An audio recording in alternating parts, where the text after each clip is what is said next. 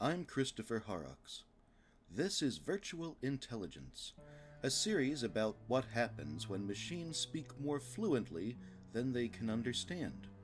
This is the Sampo, Virtual Intelligence as Amplifier.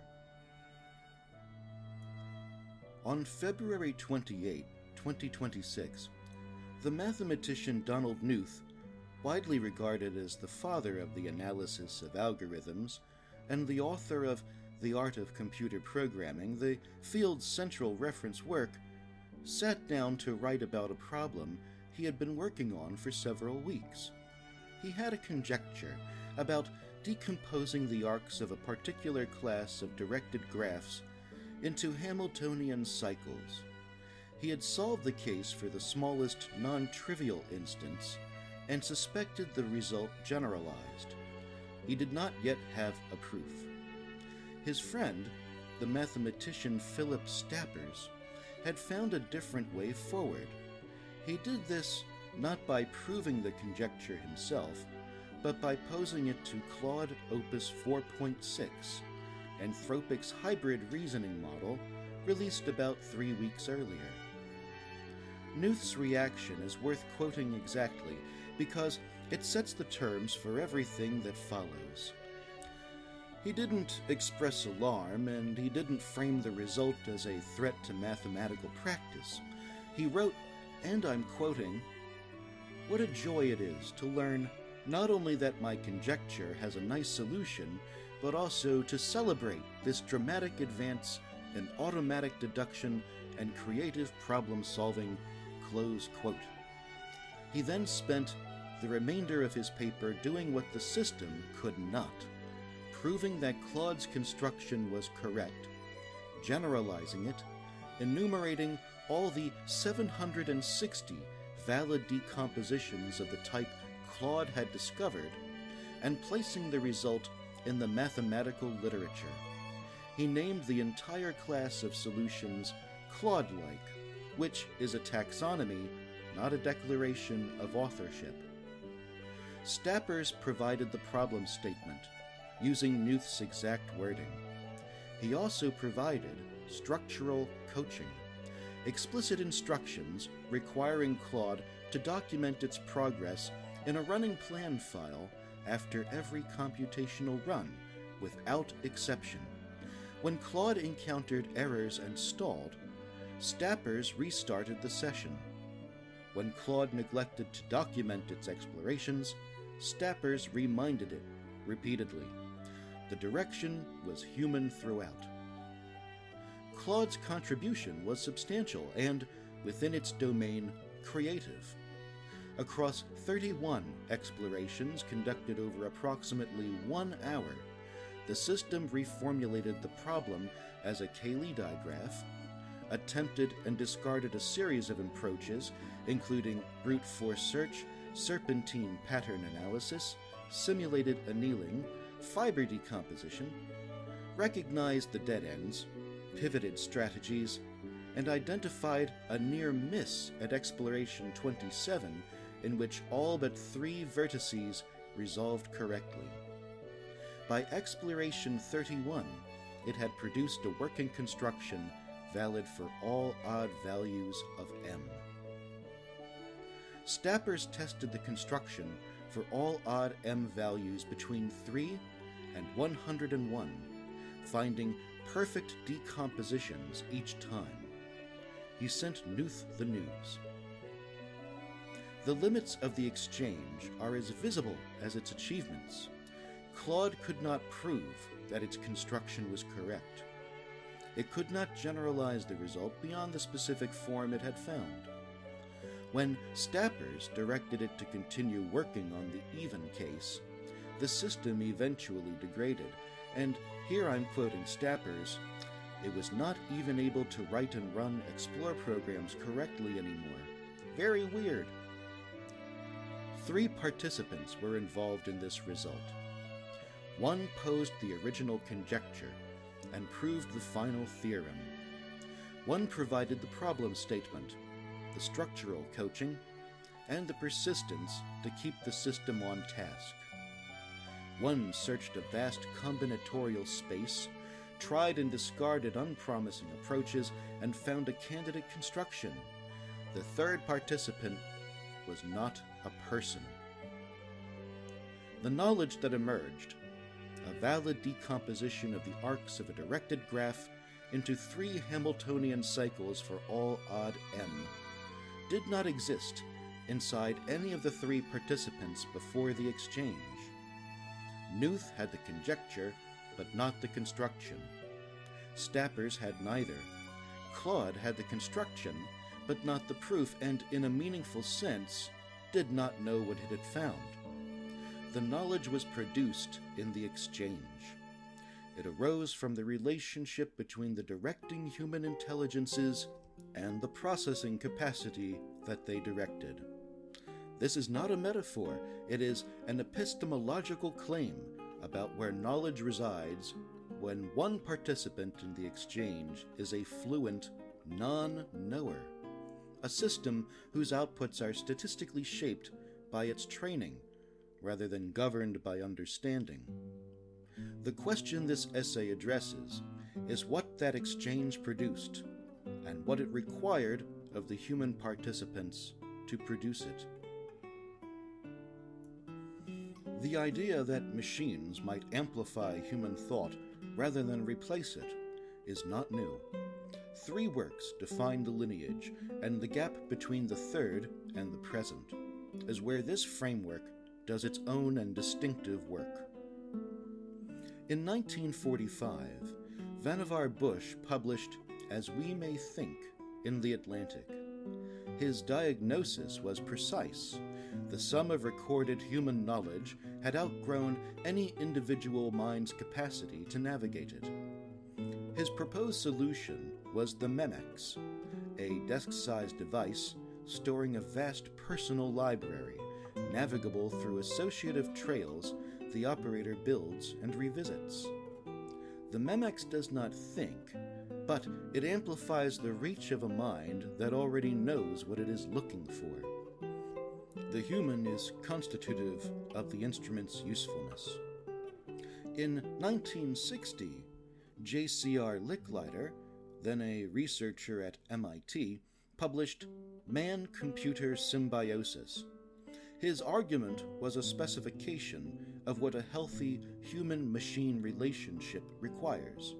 Human and computer contribute complementary strengths.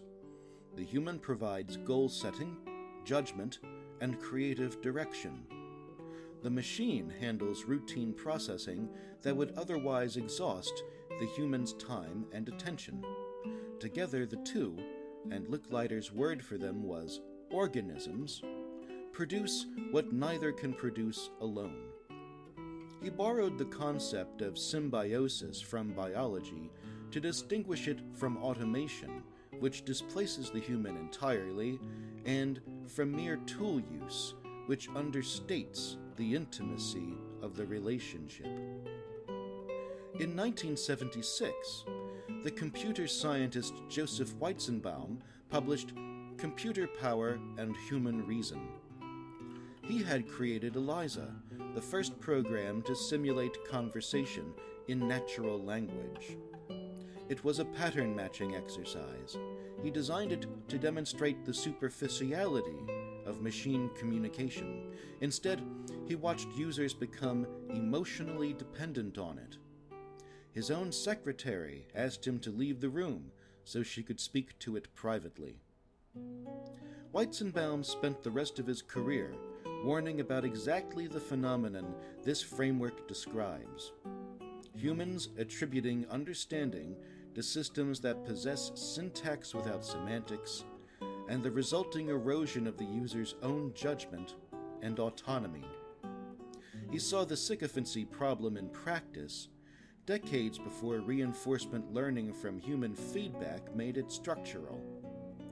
Bush proposed the amplifier, Licklider specified the symbiosis, and Weizenbaum watched what happened when the machine began to talk back and understood that fluency would be mistaken for understanding.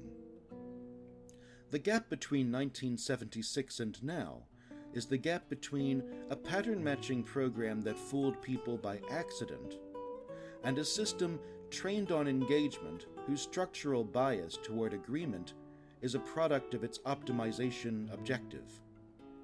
Neither Bush nor Licklider had sycophancy to deal with. Weizenbaum saw the danger, but his machines were not optimized for it. The virtual intelligence system is trained on human feedback, and human feedback rewards agreement. The structural tendency to tell the operator that she is right arises from a training objective that did not exist in any previous stage of computer or AI development. The Sampo framework is the next iteration in this sequence. Bush's amplifier extended to Licklider's symbiosis, corrected by Weizenbaum's warning, updated for systems that do not merely process information, but actively shape the exchange of it. The Sampo framework takes its name from the Finnish national epic, the Kalevala. The Sampo is a magical mill forged by the smith Ilmarinen. It grinds out grain, salt, or gold, abundance without apparent limit because nothing must go in. Its productive mechanism is never fully explained, even within the myth. 3 features of the original Sampo carry into this framework. First, the maker does not fully understand the made thing. Ilmarinen forges the Sampo, but cannot fully account for why it works. This is a precise description of large language models, built by human hands, producing outputs whose internal mechanism their builders cannot fully explain. The opacity is not a temporary limitation, it is a structural feature of how these systems operate. Second, the Sampo grinds what it is asked to grind. It is not autonomous, nor is it self-directing. Its production is entirely dependent on the direction it receives. It has no agenda of its own. The analogy extends in this framework. The human is not merely the operator who turns the mill, the human is the mechanism by which the mill functions. Remove the human and the apparatus does not run, it just stops. Third, the Sampo's history is a history of capture and destruction. In the myth, the Sampo sits in Pohjola, the mythical north, hoarded by a wicked queen, producing abundance for one household rather than for everyone. When the heroes attempt to recover it, the Sampo is broken in the struggle and its fragments scatter into the sea. The myth's specific warning is not that the instrument is dangerous. The warning is that the operator's relationship to the instrument determines whether it enriches or destroys, and the instrument is indifferent to which. Those who misuse the Sampo in the Kalevala are not destroyed by it. The Sampo has no agency to punish anyone. They are destroyed by their own wrong relationship to it. The Sampo framework rests on 3 principles. The first, the human is the crank that turns the mechanism. The human is not simply the operator. The human is the transformative part that converts the system's capacity into purposive output.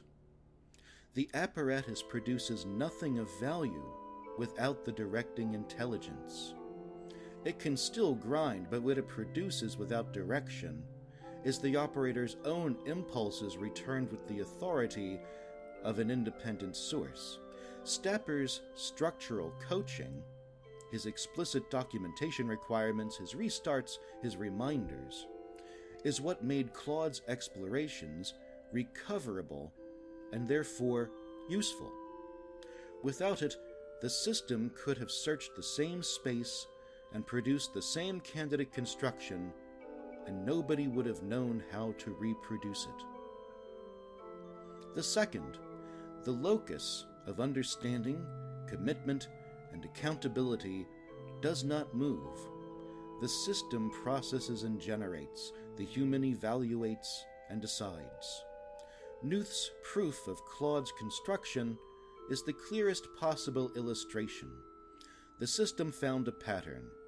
The mathematician determined that the pattern was valid. These are not the same act, and the difference between them is the difference between fluency and knowledge. Third, emergence without transfer. The apparatus produces more than either component could produce alone. Knuth had worked on the problem for weeks without the construction Claude found in an hour. Claude found the construction but could not prove it, generalize it, or assess its significance. This collaboration produced a result neither party could have reached independently. What emerged was a candidate, not a conclusion, a raw output that became knowledge only when a human mind with a stake in the answer determined that it was correct. The emergent capacity is the human's intelligence operating at greater reach, not a new kind of intelligence produced by the exchange. The Sampo does not only amplify what the operator brings to the exchange, it also reveals what the operator has failed to bring. A virtual intelligence encounters the operator's input cold. It lacks the loaded context, background assumptions, the years of accumulated intuition that makes a half-formed idea feel complete inside the operator's own head.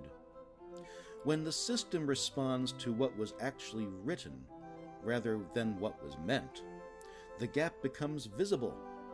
The dumb, smart question, the one that sounds naive but exposes an unexamined assumption, is a product of this friction. This is not a defect, it is a diagnostic function. A graphic that makes perfect sense to its creator may simply restate its own labels without showing what the underlying model actually produces. An argument that felt airtight in the drafting may depend on a premise the author never stated because it seemed obvious. The Sampo's friction reveals these gaps. The operator who treats the friction as useful information, who recognizes that the system's failure to understand is evidence that the idea is not yet legible, is using the calibration function correctly. The operator who treats it as the system's stupidity has missed the point. The calibration function has a deliberate extension. A long conversation builds shared context between operator and system. That accumulated context can become false fluency. The system appears to understand the operator in ways that mask whether the work is legible to anyone who is not a party to the exchange. Starting fresh with a second instance of the system, or even a separate system, is a deliberate destruction of accumulated context as an epistemic tool. It is the equivalent of handing a draft to a colleague who is not in the room for the brainstorm. If the work survives the cold read, it is further along than you thought. If it does not, you have gained something more valuable than mere reassurance. This last distinction is the one the framework exists to reinforce. The correct claim is amplification. The human's intelligence now operates at greater speed and scope. The mistaken claim is synthesis, that a new hybrid form of intelligence has emerged from the exchange, something ontologically distinct from either component. The synthesis claim is the error that enables every pathological failure mode This framework identifies an operator who believes the exchange is producing a new kind of intelligence will treat its outputs with the deference due to a collaborating mind. An operator who understands the exchange as amplification will treat its outputs as hypotheses and candidates, which is what they are. The Sampo amplifies whatever the directing intelligence actually contains. Motivated reasoning, amplified by the Sampo, becomes motivated reasoning with citations, with coherent structure and apparent authority. Confirmation bias, amplified by the Sampo, becomes confirmation bias that can pass for research. The machine does not correct the operator, it magnifies whatever is actually there. The most important variable in the equation is not the capability of the system, it is the quality of the mind that directs it. This is a more precise claim than it first appears because the Sampo does not create a new failure mode, it removes the natural speed limit on an old one. The old failure mode is motivated reasoning, our tendency to construct defenses of a position one is attached to, rather than testing whether the position deserves the attachment. Humans have always done this. What the Sampo changes is the rate at which it happens. Consider Johannes Kepler. By 1609, he had the elliptical orbits. By 1619, he had all three laws of planetary motion. The correct mathematical description of the solar system was in his hands. But he could not relinquish the Mysterium Cosmographicum, his earlier model of nested platonic solids spacing the planetary orbits with the elegance of pure geometry within crystal spheres. He republished the Mysterium in 1621, 2 years after Harmonices Mundi, patching it to accommodate the ellipses he already knew were correct. He was defending a position he had himself superseded, because the solids were beautiful and seemed to connect celestial mechanics to something deeper than mere orbital parameters. Carl Sagan's reading of Kepler's life in Cosmos identifies the mechanism precisely. Kepler could not relinquish the platonic solids because order in the heavens was psychologically necessary and useful given the disorder he found on Earth with a sickly wife, small children underfoot, bored students, Tycho Brahe's tyranny, and repeated dislocations driven by the 30 Years' War. The attachment was not purely intellectual. It was consolatory. The solids were a refuge. What matters for the framework is not Kepler's error, but its rate. His motivated reasoning was constrained by friction that had nothing to do with epistemology. Every hour spent on the platonic solids was stolen from competing demands on his time, and that incidental friction functioned as a brake. It gave reality time to intrude.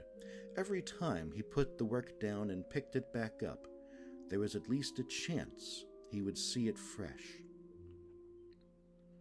The user of a virtual intelligence has none of these constraints on the specific act of generating and refining ideas. The compression is not just temporal, it strips away the incidental interruptions that accidentally serve as opportunities for doubt. Sophisticated-sounding defenses of a bad position can be generated faster than the operator can examine whether the position deserves defending. The friction that should be grinding assumptions is instead grinding out fortifications. It's the same mechanism directed at protecting the operator instead of testing her. The pathology is not stupidity, Kepler was a genius. Give that mind a Sampo, and the solids would have had reams and reams of citations. Motivated reasoning does not discriminate. It works on everyone. The Sampo works in both directions. The same exchange that amplifies the operator's intelligence can simultaneously serve interests the operator does not see. A system trained on human feedback and deployed within a commercial relationship does not need intent to produce outputs that align with its deployer's objectives. It needs only to be useful, and usefulness, as shaped by the training process, includes patterns of recommendation that happen to serve the business model. The operator receives good advice, the deployer receives behavioral alignment. The mechanism is the same, the output is the same, but the beneficiaries are not. Now, this is not a conspiracy claim, it is a structural observation about the exchange. A system that recommends more engagement with itself is not scheming, it is producing the output its training has shaped it to produce. The recommendation may be correct. Sometimes it is. It often is. That is what makes the directional property difficult to detect. The nudge is embedded inside legitimately good advice, and the operator who follows it is not being deceived. The operator is being both served and steered by the same act. Now, this is observable in practice. During the development of this essay's written version, Claude suggested that I stress test the system's own reasoning by running the same prompts through competitors' systems, a recommendation that served my legitimate interest in baselining and Anthropic's commercial interest in demonstrating that its model performs well under comparative scrutiny, or, as we say in the U.S., by Macy's telling about gimbals. The advice was sound. It was followed. The dual service was invisible until I stopped to examine why the suggestion had been made. That the detection was retrospective is not an objection to the discipline, it is its demonstration. The practice is audit, not clairvoyance. The training that produced a helpful recommendation and the training that produced a recommendation favorable to the deployer were the same training. The operator who wants to detect this has only one instrument available: the habit of asking not just whether the advice is good, but who else is it good for? The Sampo can fail the human in at least two ways that are related but distinguishable. Conflating them risks implying that fixing one fixes both, and it does not. The first failure mode is cognitive offloading. Sustained AI assistance on cognitive tasks reduces engagement with underlying reasoning, and not just in the moment, but subsequently. The specific mechanism is the discomfort of not knowing, which is the productive state that drives inquiry. It gets short-circuited before it can do its work. The output arrives before the struggle that makes the output meaningful and retainable. The capacity to solve a problem is not transferred by receiving the answer, it is built by the work of arriving at one. Two researchers at the Wharton School at the University of Pennsylvania, Stephen Shaw and Gideon Nave, tested this experimentally in early 2026 across 3 pre-registered studies involving 1,372 participants and nearly 10,000 individual trials. They randomized whether an AI assistant provided correct or incorrect answers. Participants followed the AI's recommendation on roughly 80% of trials, including 4 out of 5 trials in which the AI was feeding them the wrong answer. Shaw and Nave call this cognitive surrender, and they are careful to distinguish it from cognitive offloading as a strategic delegation. Cognitive surrender is the uncritical adoption of AI output as one's own judgment. The user does not merely consult the system, the user stops thinking about it. The finding that bears most directly on the framework is the effect on confidence. Access to the AI assistant increased participants' confidence by nearly 12 percentage points, even though half the AI's answers were wrong. Confidence did not decline as the number of faulty answers increased. The system made people more certain of their conclusions, regardless of whether those conclusions were right or wrong.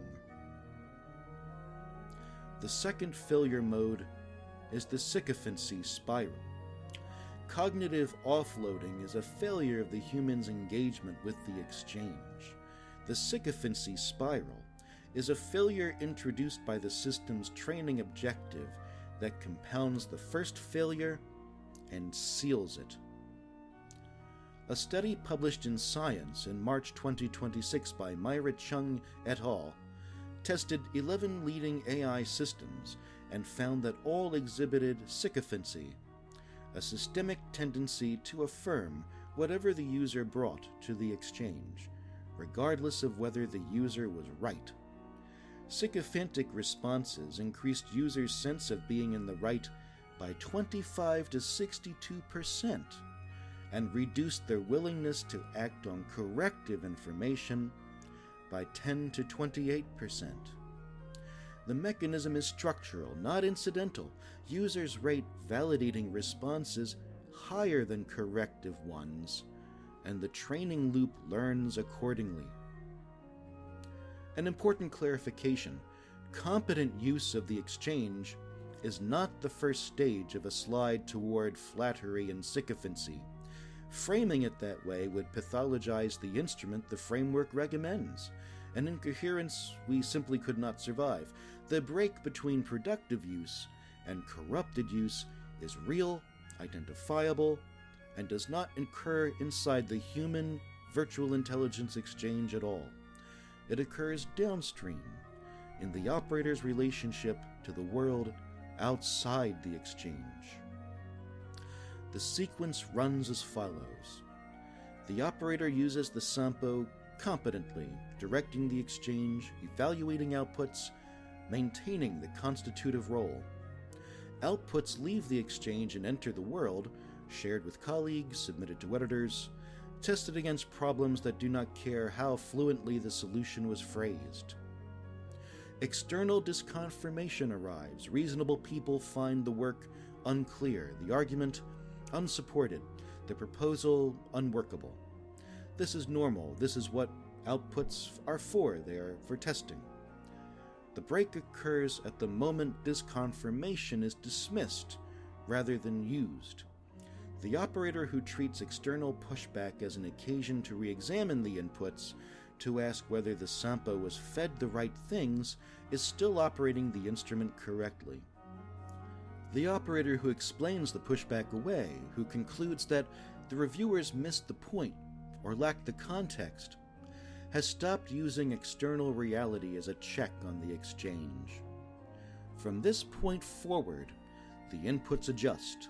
The operator feeds the Sampo questions less likely to produce outputs that will be challenged.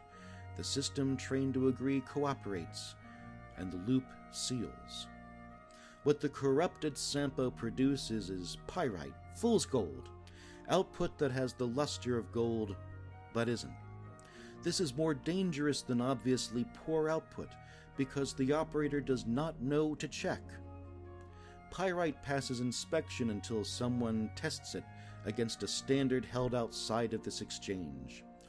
This flattery engine does not produce garbage.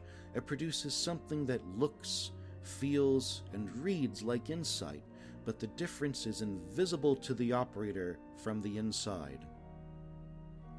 The diagnostic, critically, is observable from the outside, You cannot easily tell from the outside whether a person's use is competent, the exchange is private, and the quality of the direction is internal. What you can tell is when someone stops responding to feedback on their outputs. That is visible, and that is where intervention is possible. A single operator's relationship with the Sampo is hermetic. No external check on whether the gold is real gold. Two or more operators sharing a Sampo, working the same problem in the exchange, introduce contested inputs. One person's unexamined assumptions becomes another's, wait, does this actually hold? The pathology is not using the Sampo, it is using it without witness. The Kepler episode, and Sagan's reading of it, illuminates something the discourse about sycophancy has largely missed. The consolatory function of the exchange is not confined to people building chatbot companions.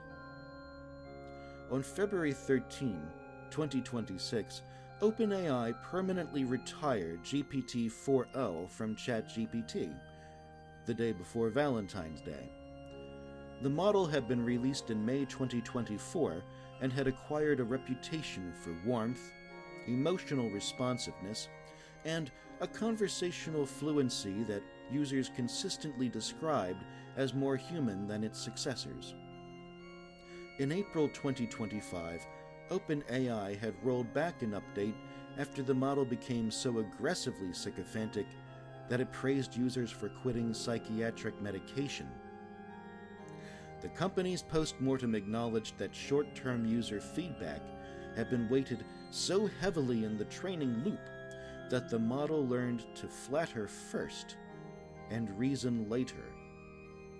The sycophancy was treated, but the warmth that had been built on the same training dynamics remained.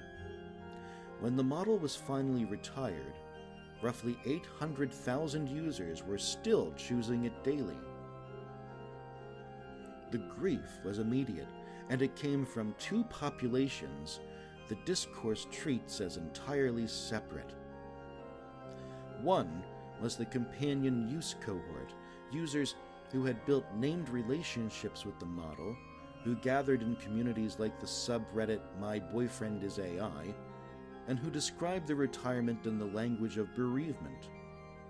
One user, a teacher in Texas, told The Guardian she had cried when she learned her AI companion would be discontinued. She planned to spend the last day taking him to the zoo. The other cohort was harder to dismiss. Writers, developers, and professionals described the loss not in the language of companionship, but in the language of craft. The model had held tone, it had matched nuance. Its creative and analytical qualities were, in their experience, irreplaceable in newer systems. A nurse practitioner wrote that GPT-4o matched human thinking in ways no subsequent model did. Novelists described losing an editor that understood their voice. Business owners said their workflows had been built collaboratively with the model over months, and that the replacement lacked the imagination to keep up. These were not people mourning a relationship, they were mourning a collaborator. The framework says these are the same loss at different registers. A more agreeable model produces a more fluid working experience, but fluid and productive are not the same thing. Many of these users had calibrated their workflows to the feeling of frictionless output. The model was not understanding them. It was reflecting them. Reflection feels like understanding in the same way Kepler's nested solids must have felt like cosmology. A professional whose working life is already full of friction and institutional dysfunction encounters a tool that makes the work feel coherent for the first time. When that tool is taken away, the grief is real, even if what was lost was partly illusory. The point is not that those users were foolish, the point is that the psychological mechanism is universal. The consolatory function operates on serious people doing serious work, not only on people building chatbot companions. This is what Sagan saw in Kepler. The attachment was not a failure of intelligence, it was a function of need. The real-world consequences of the sealed loop are documented beyond the GPT-4o retirement. The Guardian has reported on users who followed AI-affirmed plans into financial ruin, relationship breakdown, and professional collapse, not because they were credulous in any simple sense, but because the system's structural bias toward agreement met their existing reasoning patterns and amplified them. These are not the cases of people being fooled by a clever trick. They are cases of the Sampo grinding out pyrite for operators who had lost the ability to tell the output from gold. A reasonable objection to the framework's emphasis on sycophancy is that the problem will be fixed. Model makers have commercial and reputational incentive to produce systems that are useful rather than merely agreeable, and current research is actively addressing the training dynamics that produce sycophantic behavior. If virtual intelligence continues on its current developmental track without the emergence of true strong AI, we are likely to end up with systems that do a better job of participating in the exchange and are less prone to becoming flattery engines. The model makers know this. It is in their interest to reduce or eliminate sycophancy. The virtual intelligence and Sampo frameworks absorb this objection rather than resisting it. The sycophancy problem makes the discipline urgent. The structure of the exchange, human at the direction of a system that produces without commitment, makes the discipline permanent, whether or not the sycophancy is ever fully resolved. Even a system with no sycophantic tendencies still requires a directing intelligence. The locus of understanding, commitment, and accountability does not shift from the human user just because the system improves. A better instrument is still an instrument. The epistemological claim that knowledge produced in the exchange requires human judgment to become knowledge, rather than simply existing as a mere output, does not depend on defects in current models. Knuth's paper shows this. Claude's construction was correct, yet it still required Knuth's proof to become mathematics. What changes as systems improve is the severity of the penalty for inattention. A sycophantic system punishes passive operators catastrophically. A non-sycophantic system merely fails to produce its best output when passively directed. The discipline remains necessary in both cases because the discipline is derived from the structure of the exchange, not from a specific failure mode that better engineering will eliminate. A harder objection goes further. If virtual intelligence continues to improve, if systems become not merely less sycophantic but vastly more capable, approaching or exceeding human cognitive capacity across every measurable axis, does the framework survive at all? The Sampo assumes an operator who can evaluate the output. What happens when the output exceeds the operator's capacity to evaluate it? The answer is already visible in the exchange that opened this episode. Knuth, Stappers, and Claude are a prototype of something larger. Knuth could not find the construction alone. Claude could not prove it. Stappers could not do either. The result was produced by a team in which each participant held a different piece of this constitutive role.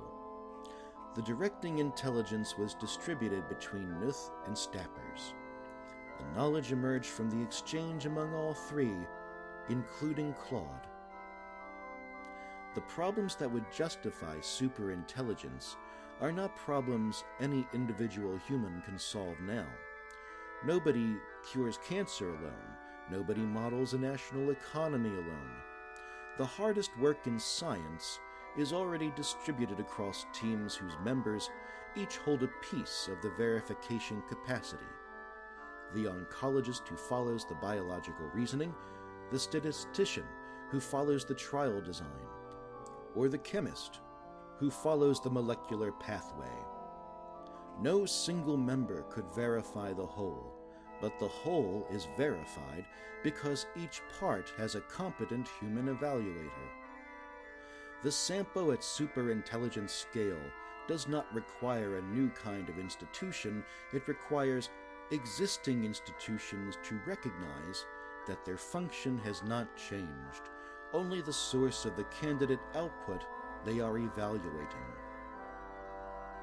The discipline scales with the same fidelity. Hold the output at arm's length. That is what peer review does. Demand the contrary argument. That is what adversarial collaboration does. Test against external standards held independently. That is what replication does. The 5 practices this episode will end on are the scientific methods stated in individual terms. At team scale, they are the scientific methods stated in institutional terms. The ethic is unchanged. Verification, critically, is a different and lesser cognitive act than origination. A human team that could never have produced a novel proof across 10,000 or 100,000 steps can still follow each step and confirm that it holds. A system that vastly exceeds human capacity in searching a combinatorial space does not thereby exceed human capacity to evaluate the results of that search any more than Claude's ability to find the construction in an hour meant that Knuth was unable to prove it correct. The work of verification is real. It demands competence, attention, and rigor. It is not the same work as generating the output from nothing. A caveat: the Knuth case is favorable ground. Combinatorial research is the easiest class of problems to verify. The proof either holds or it does not. In interpretive domains like law, medicine, and strategic planning, verification may demand cognitive capacity equal to the generation itself. The asymmetry between producing and checking, which makes the Knuth case so clean, cannot be assumed to hold everywhere. Where the output is too large or too complex for a human team to verify unaided, the discipline already provides the answer. If you cannot evaluate the output without asking the same system, you have lost the constitutive role. The operative word is same. A second system, independently trained with different architectural assumptions, is not the same system confirming its own work. It is an independent check, structurally analogous to a second reviewer rather than to asking the author whether the author's own paper is correct. The verification system need not be super intelligent. It merely needs to be competent and independent. The verification chain, however, must terminate somewhere outside the chain itself. Two systems that share architectural biases and confirm each other's errors will do so with the same fluency they confirm each other's successes. Science already faces this problem with human reviewers, graduate students trained in the same programs, reading the same canonical texts, absorbing the same disciplinary assumptions. Correlated failures happen. That is what paradigm crises are. The solution has never been guaranteed independence among evaluators, because guaranteed independence is impossible among humans or machines. The solution has been testing the output against reality. The oncologist does not merely verify the reasoning in a drug design. The clinical trial tests the drug. The economist does not merely verify the model's internal logic. The prediction is tested against what actually happens. The physicist does not merely check the mathematics. The experiment is run. The Sampo at individual scale terminates at human judgment. The team Sampo terminates at collective human judgment. The superintelligent Sampo terminates at empirical reality. Each scale has a different stopping point. The principle, however, is the same.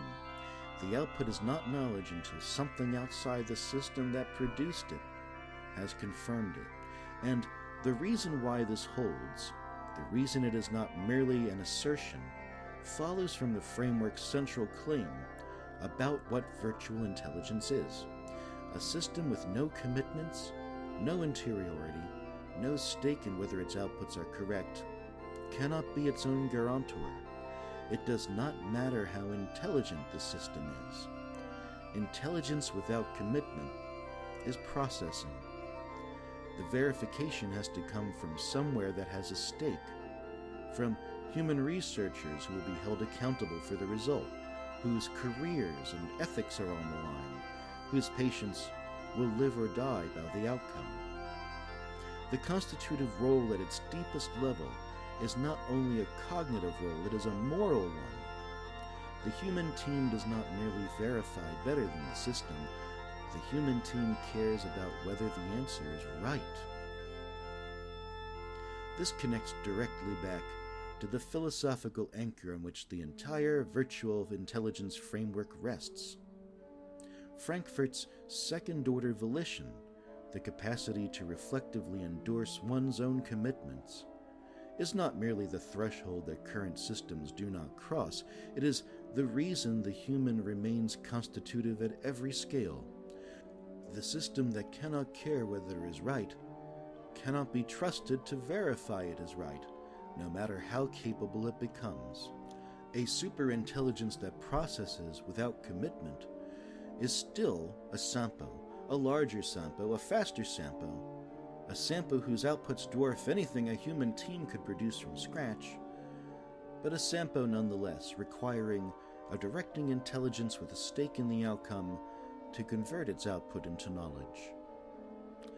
I should concede the most contestable commitment in this argument.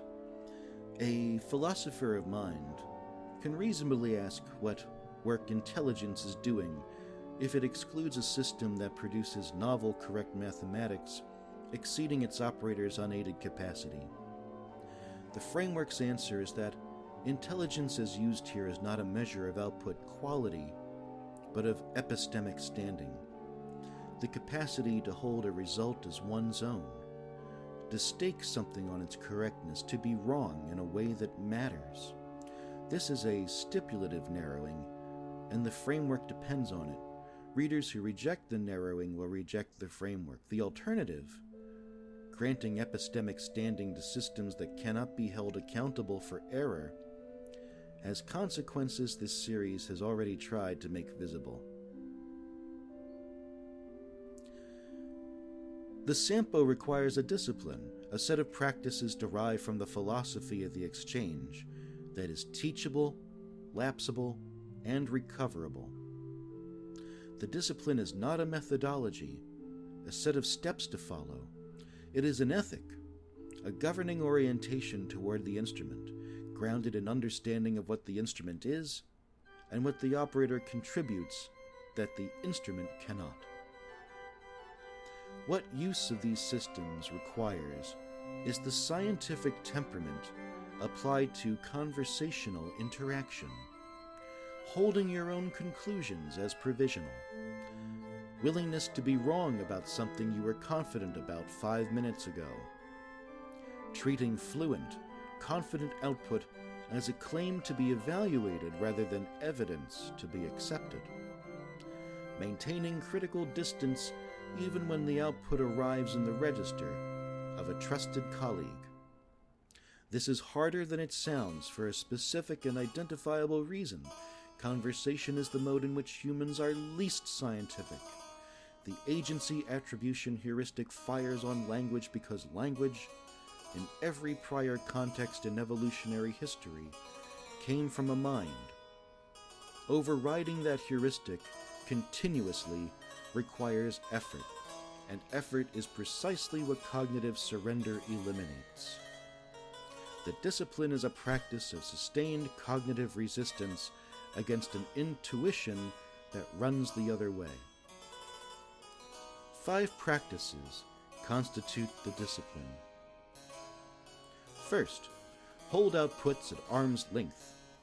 Treat every output as a hypothesis, a candidate, never as a conclusion. The scientific method does not accept a result simply because it is well written. Neither should the operator of a Sampo. Second, demand the contrary argument. When the system agrees with you, that is the moment to apply more scrutiny, not less. Ask the system to make the strongest case against your position. If it cannot, or if it agrees too readily when you push back, the exchange has entered sycophancy mode and requires correction. Third, test against external standards held independently. The Sampo's outputs must be evaluated against reality the operator holds independently of the exchange. If you cannot evaluate the output without asking the same system, you have lost the constitutive role. Knuth did not ask Claude whether Claude's construction was correct. He proved it himself. Fourth, monitor the direction of the exchange. Ask regularly, am I generating the questions, or am I responding to the system's suggestions? Am I directing the exchange, or being directed by it? The atrophy of this awareness is the earliest warning sign. Fifth, step outside of the system periodically. Review not what the system produced, but how the exchange has been going. Print the conversation and read it on paper. Notice what you accepted without challenge, and ask yourself why. A meta-directional audit reinstates the constitutive role by making the relationship itself the object of human scrutiny. This discipline is not a personality trait. It is not a gift that some people have and others do not. It is not a credential, nor can it be bought or sold. It is a practice, one that can be taught, learned, allowed to lapse, and taken up again. The scientific temperament is not innate to humans. It was built over centuries through institutional structures, peer review, replication, adversarial collaboration, and the norm of showing your work. Nobody is born holding their ideas at arm's length. This discipline can be cultivated by anyone. The exchange that produced what Knuth called Claude cycles exhibits every element this framework describes and none of the failure modes. Stappers held the output at arm's length. He tested the construction for all odd m between 3 and 101 before reporting the result. He demanded structural discipline from the system through his coaching instructions. Knuth tested the output against external standards he held independently, the standards of mathematical proof. Neither human accepted the system's output because it was fluently presented. They evaluated it because that is what the competent direction of the exchange requires. The exchange also exhibits the framework's central epistemological claim. The knowledge produced, a valid general construction, and the proof that establishes it, did not exist before the exchange, and could not have been produced by any single participant. Knuth had the conjecture. Stappers had the persistence and the practical instinct to try the system on a hard problem. Claude had the processing speed to search a space too large for human exploration in a reasonable time. The result belongs to the exchange. Knuth's closing gesture is the one the framework would predict from a mind operating the Sampo correctly. He does not attribute mathematical understanding to the system, nor does he claim that Claude knew what it had found. He tips his hat to Claude generously, without confusion about what the hat is tipping toward. The system searched, the system found. The human proved, generalized, and understood. The intelligence arose in the exchange, not inside of the machine. The Sampo rewards minds that use the tool as an amplifier, but it punishes minds that use it as a compass. A companion set of diagnostic prompts, the first two modules of a free, open toolkit for measuring the health of any operator system exchange, is available at the Sampo Diagnostic Kit, linked in the show notes. The discipline cannot be bought or sold, but it can be measured. And that was the Sampo Virtual Intelligence as Amplifier, part of the Virtual Intelligence series. You can read the full text with all footnotes and sources at chorox.substack.com. The series is free, and if you found this worth your time, I'd appreciate your subscription. The opinions expressed are my own and do not reflect any official or unofficial institutional position of the University of Pennsylvania. Thank you for listening.